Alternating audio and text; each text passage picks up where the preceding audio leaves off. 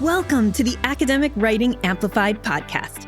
On this podcast, we believe that the culture of academia needs to change radically. Women and non-binary people are revolutionizing academia within institutions that were not built for us. If you're ready to reject the culture of overwork, kick guilt and overwhelm to the curb, and amplify your voice to make a real impact on your field without breaking down or burning out, you're in the right place.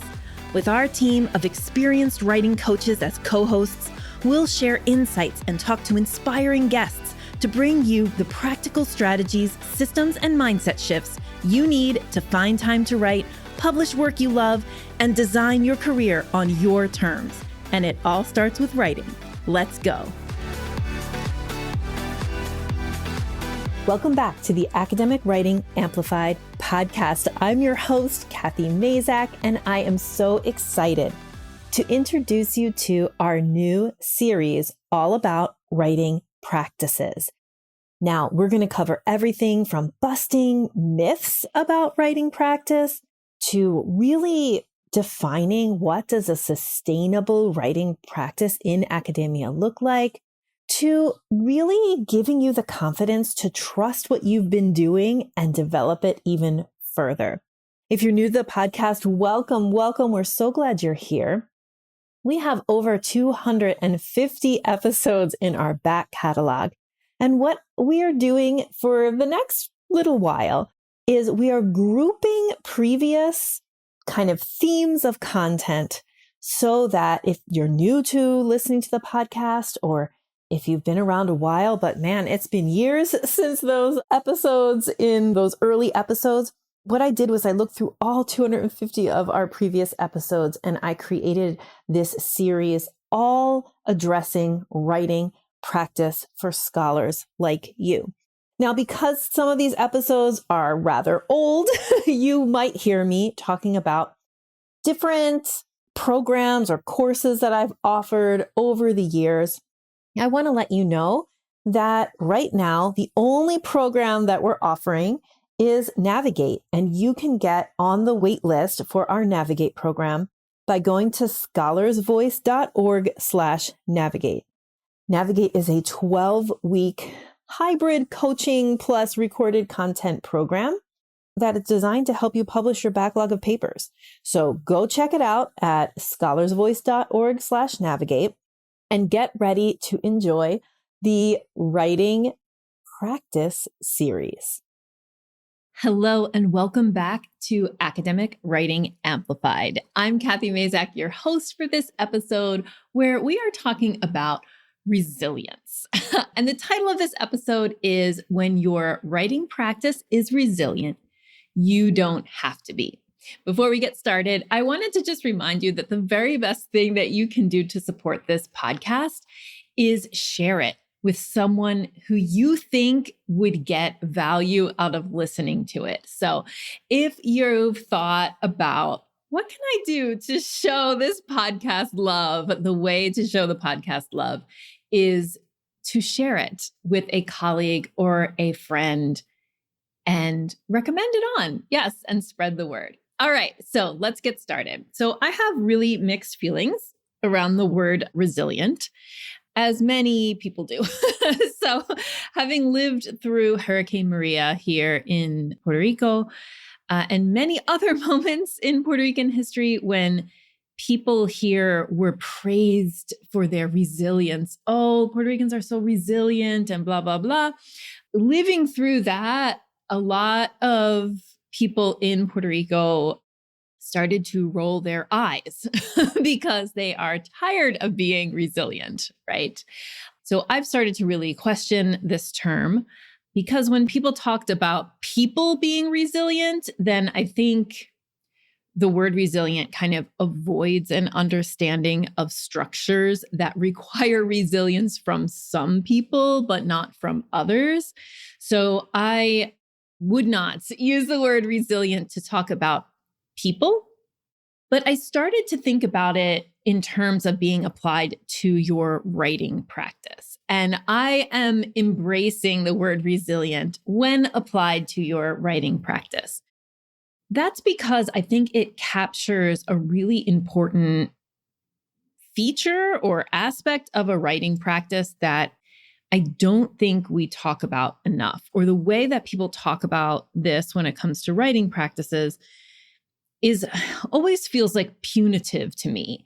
And since you cannot write from a place of guilt, like guilt is a good way to kill your writing, any writing energy that you have, I think it's really important to talk about how you get back, how you continue with your writing practice, and how part of a writing practice is to be able to set your writing down and pick it back up. So many, you've heard me talk about this on the podcast before, right? Like so many people who are writing coaches or who are trying to give writing advice, or who, maybe they've done this for themselves and it's been successful for them. They teach a method that in order to get more writing done, this makes sense, right? In order to get more writing done, you have to write more, right? And one way to do that is to think about or try to or strive to write every day, right? And, again, like it makes logical sense. You need to write more, so you need to write more. Like, get on it, people. Like, that's what you need to do. That's how I always felt like about that How to Write a Lot book. um, but it's like, how to write a lot, just write a lot, like that's the way to do it.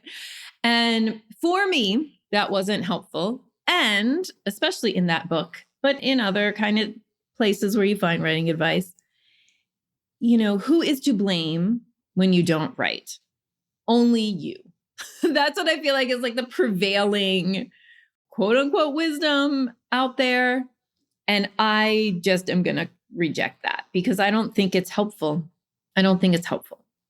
So instead, what I want to talk about is creating a writing practice that is resilient, okay? That can be put down and picked up. I almost said bounce back. I hate the term bounce back. No, we're not bouncing back. We are humans and we are making intentional choices about how to approach our writing and how to get continuity and fulfillment and sustainability in a writing practice. We are not somebody who falls down and bounces back up. There's no need for bouncing around here. Okay.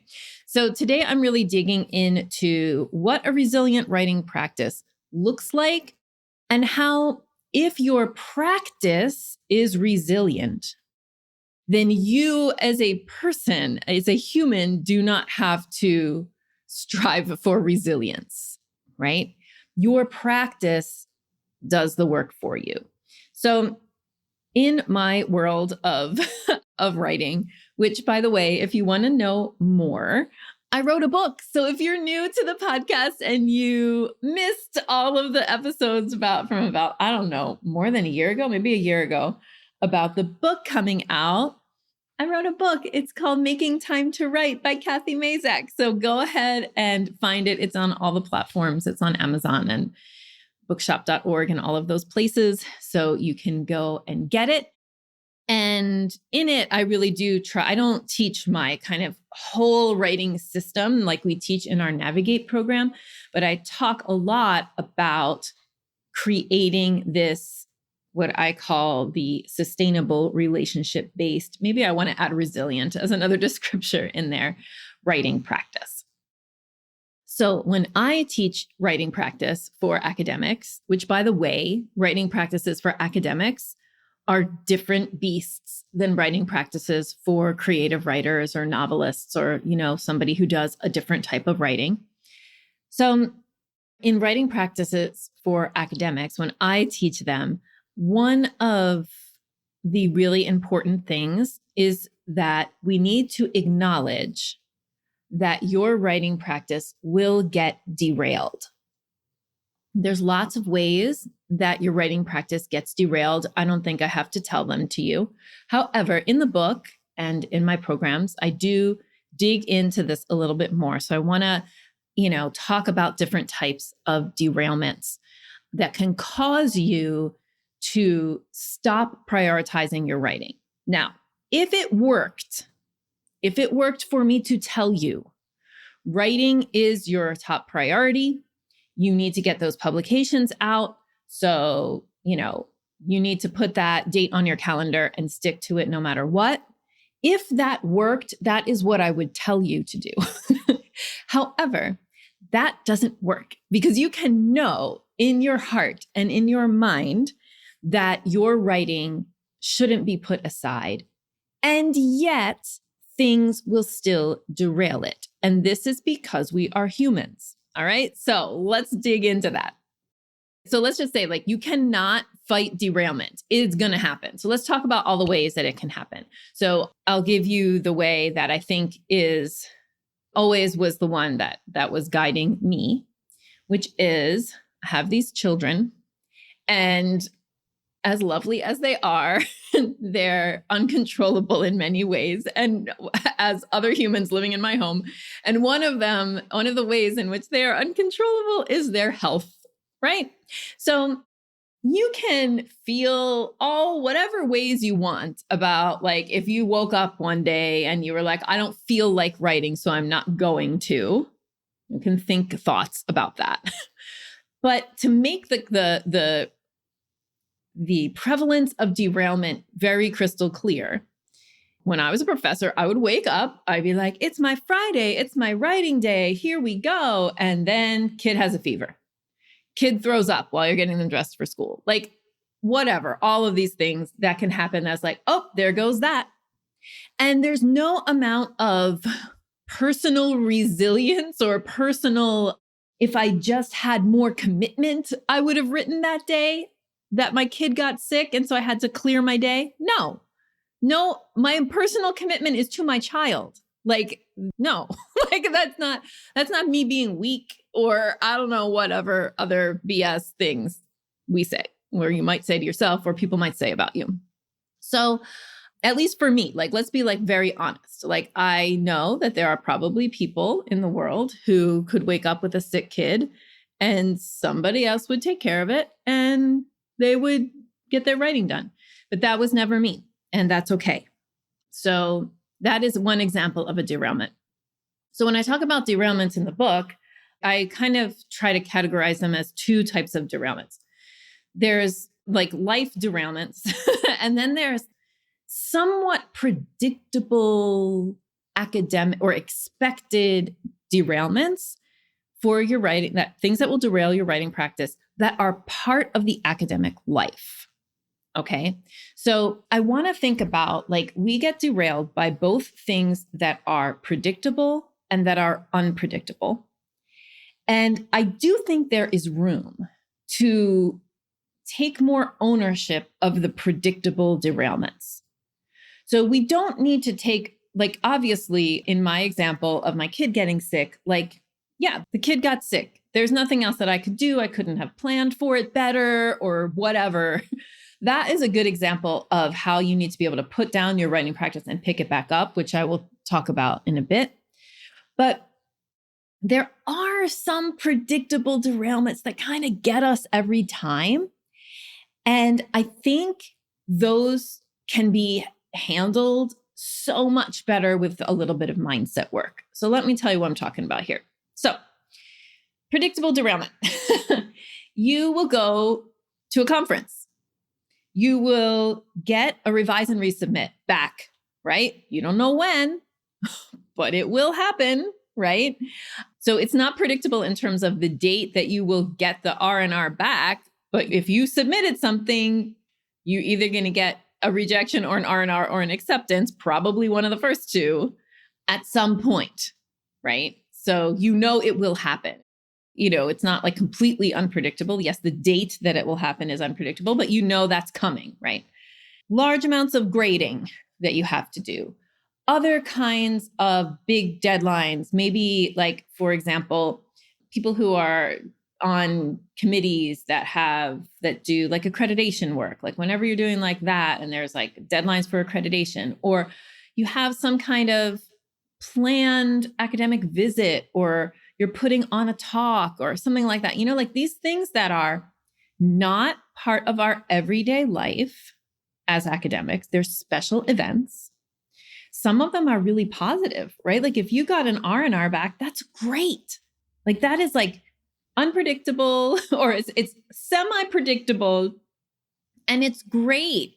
That's a great derailment, right?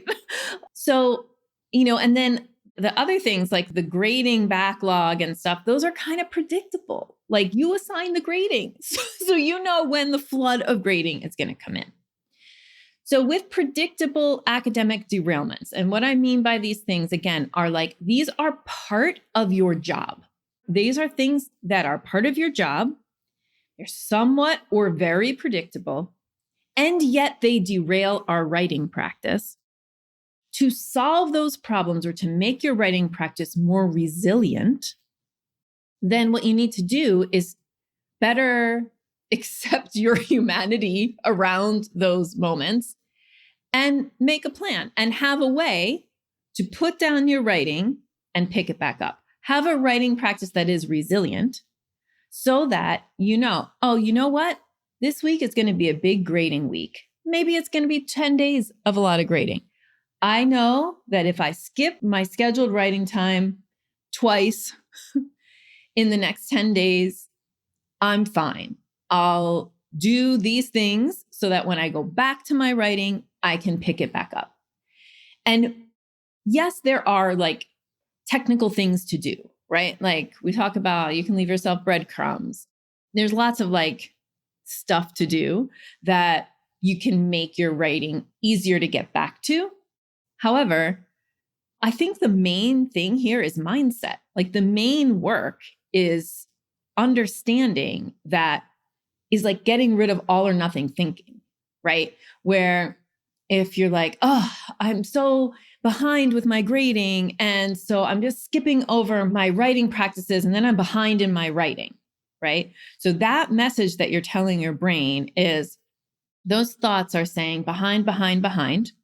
The feelings they create are feelings of overwhelm and exhaustion. That's not what we want. We want to create feelings of, I'm on top of this. I have energy. I'm okay, right? So the thoughts have to change. The thoughts have to be, every semester I assign this project, it takes a lot of time to grade. And for that reason, I'm going to prioritize grading and I'll get back to my writing when it's done. Or I got an R&R. That's fantastic. I'm so excited. I'm going to put down the writing project I was working on and substitute it out with the R&R until I get it submitted again. And that's okay. That is my professional choice. Okay. So that thinking is very different from the overwhelm and the I'm always behind and the like dramatic, woe is me kind of thinking, right? That is what you actually can stop. So if you've ever had the thought, there's not enough hours in the day, this happens to me all the time. I'm speaking from experience, okay? If you ever have the thought there's not enough hours in the day, that is a thought. And it creates nasty feelings of overwhelm and anxiety and stress. And you can change that. It's helpful to change that, not just through thinking, but also through some skill development, right? Like, so if you have skill development around your writing practice, like you learn about how to have a sustainable, relationship-based, resilient writing practice. When you have those skills, it's easier to change the thoughts, right? The things come hand in hand, but they are both necessary because you can have all the skills in the world and you're still thinking that you're a hot mess and you will not ever not be a hot mess because you have not aligned your thoughts to your new skill set. Okay? So let's talk a little bit about the thoughts around unpredictable derailments. And then I'm going to talk about what are the things that a resilient writing practice has anyway. Okay. So unpredictable derailments, let's take illness as one. Illness, your own illness, or somebody else in your family that you're a caretaker of, or even maybe you're not the main caretaker of that person, but somebody in your household. One of the things that I think is really important is that we really embrace and accept and understand deeply our humanity. Again, one of my favorite books is The Slow Professor. And I reference it in my book. And I just love that book so much. Easy to read in a weekend, and it'll just set your brain straight about how you are not, how academia, even though we put it on this little pedestal, it's like this ivory tower business, is still capitalism. And it's still late stage fast capitalism. And it still expects you as a worker to produce like a robot or like a non-human. So once you kind of recognize that, you can start to say like, wait, no, of course there's ebbs and flows. Of course there's ups and downs. The career is long. Writing an academic anything is long. Months, years it takes to write articles, do the research and write the articles, or write a book. Years, the timeline's long. So of course there's going to be ups and downs. Stuff's going to happen because you're a human. So again, it's so much mindset. It's changing your mindset around how you think about getting derailed. It's never pleasant, right? Like it's terrible. It's terrible to wake up and you thought you were going to have this week where maybe even you had like a bunch of writing sessions planned and nice things were supposed to happen, and you wake up with a fever and you're vomiting. Like that sucks. And you also are a human. And so having a writing practice that, again, you don't have to be so resilient when you can have the confidence that your writing practice is resilient. And so again, the mindset, instead of like, I don't have time to be sick. Have you ever said that to yourself? I don't have time to be sick. I know I have said that to myself. I don't have time to be sick. I don't have time for this, and you just like, especially pre-COVID, like we would drag ourselves all kinds of places sick. And I think that unfortunately hasn't changed as much. The stickiness of like not going out when you're sick that happens like because of COVID isn't quite as sticky as I want it to be.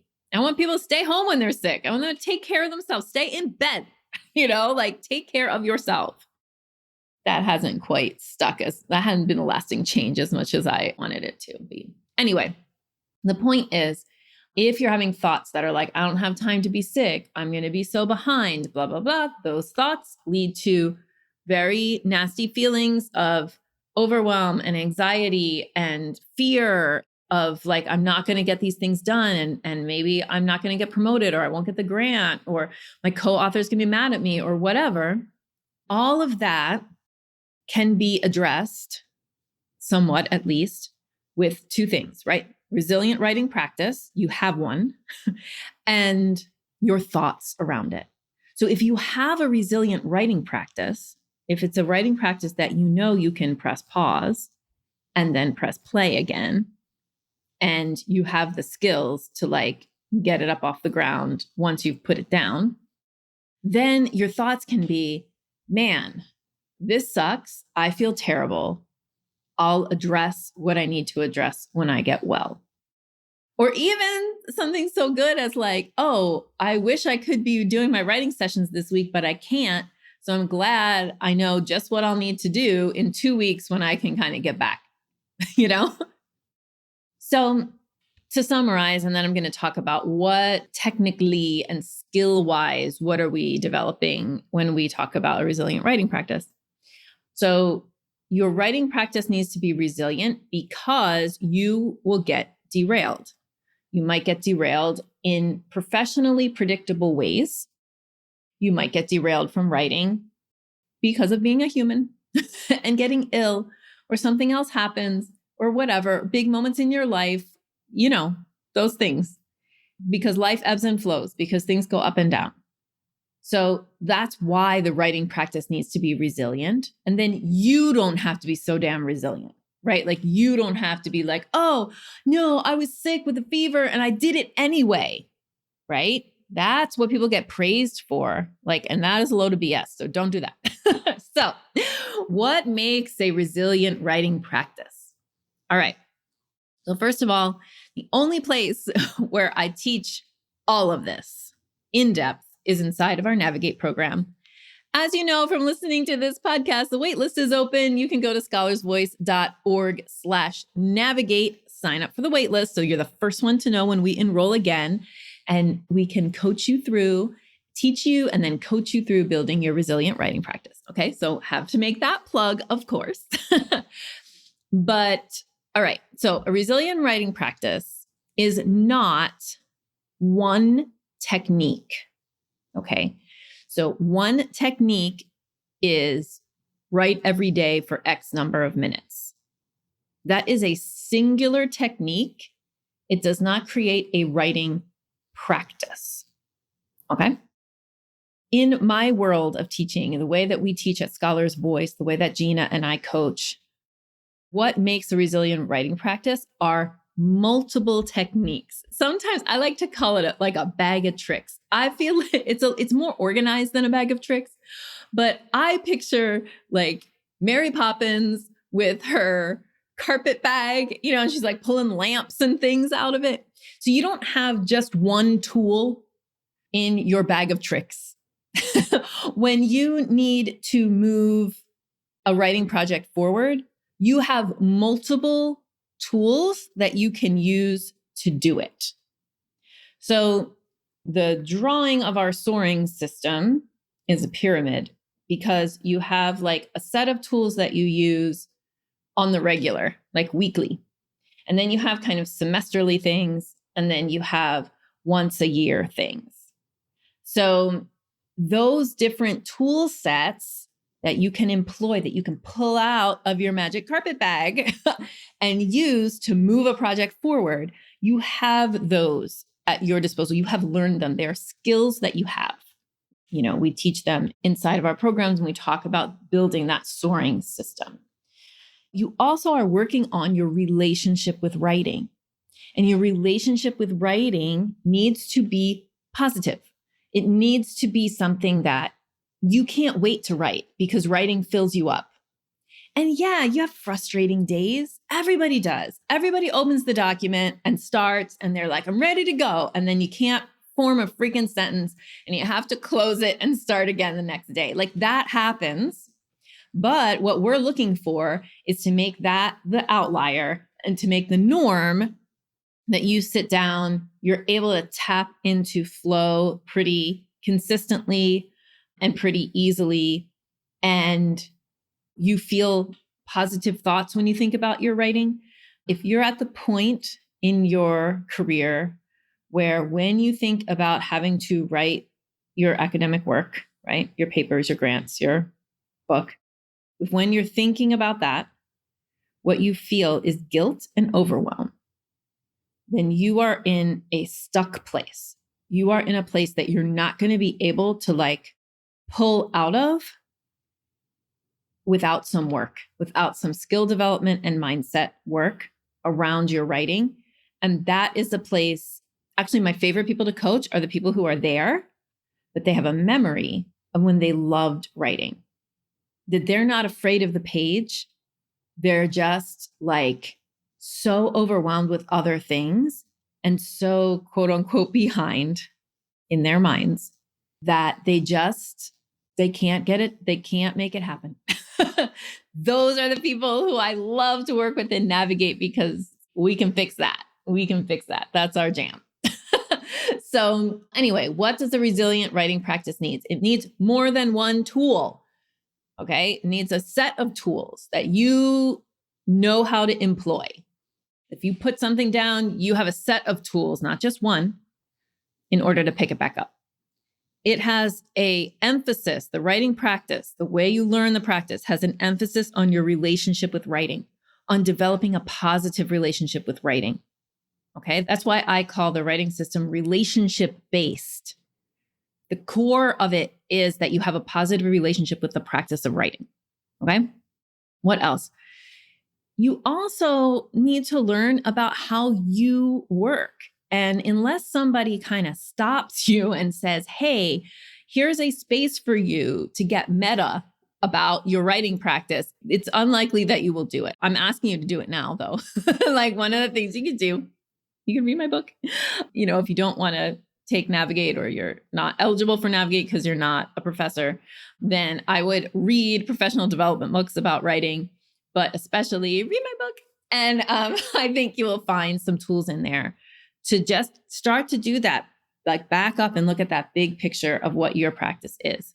Again, it's a combination of skill development. You need to understand what motivates you to write. You need to get a very human take on lack of motivation. It is not a personal fault or a moral failing to have a lack of motivation. You're probably tired. And then you need to know what motivates you. You need to know how to structure writing sessions so that they flow. You need to know how to break projects into tasks in a way that works for you. And the better you get at predicting your time to task, the more confidence you will have around your writing practice. And the more it will be resilient because you can pick it back up. Because you can say, okay, I lost this much time, but that's fine. Now I know how to adjust my expectations around when I'm going to get these projects done because I know how long it takes me to do things. And that is a skill that we teach you, but that will take 12 to 18 months to master, if not longer. That's the hardest one, truthfully. But people do it, and it is available to you to learn how to predict your time to task. And when you can, it's really, really amazing. It really helps the relationship with writing when you're like, oh yeah, this is how long this is going to take me. And you're within the ballpark instead of you misestimated by half or 3 times. So to conclude, if the writing practice is so important and it deserves your time and attention. And as I talked about in a previous episode, you've been developing your writing practice since you were a little kid, since you first started drawing. And now it's different because your professional use of writing is different. And you can't just take advice about what creative writers would do. It's not the same. It is not the same animal.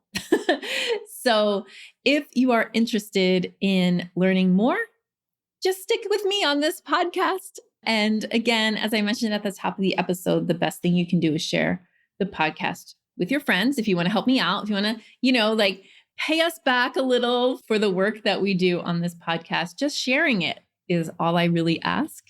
And then also know that there are other resources available to you, including my book, Making Time to Write, available in all the book places. And also, of course, our Navigate program, which focuses on writing and publishing for ambitious academics who are disrupting their fields, working at the intersections of fields, any career stage. And you can get on the wait list for that program by going to scholarsvoice.org/navigate. Link should be in the show notes. Find the pink button, sign up for the wait list, and the next time we enroll, you'll get a message about it. I hope that you have an absolutely wonderful week and that you found some juicy nuggets. You don't need to be resilient when your writing practice is. Have a great week. Bye-bye. Thank you so much for spending your valuable time supporting yourself and your writing by listening to this episode. If you like what you heard today, the best way to say thank you is to hop on over to Apple iTunes and write an honest review. The more reviews, the more amazing academic women and non-binary people will find this podcast. So go write one now.